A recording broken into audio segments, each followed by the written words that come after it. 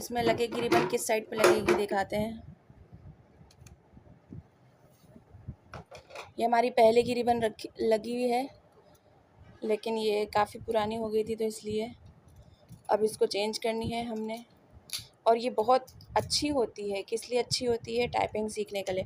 Typing institute में ज़्यादातर इसी से सिखाई जाती है, क्योंकि अगर आप लैपटॉप या कंप्यूटर पे करेंगे तो उतनी अच्छी ग्रिप या स्पीड आपके हाथों में नहीं आएगी। तो ये एक साथ 4 ही मिल रहे थे 2450 के, तो मैंने 4 ही बाई कर लिए जी। तो हमारे पुराने रिबन निकल गए हैं, अब हम अपनी नई रिबन लगा रहे हैं। बिस्मिल्लाहिर्रहमानिर्रहीम। अब दिखाएंगे आपको कैसे रिबन लगाते हैं, ये भी हम आपको दिखा रहे हैं। ये हमारी न्यू रिबन है।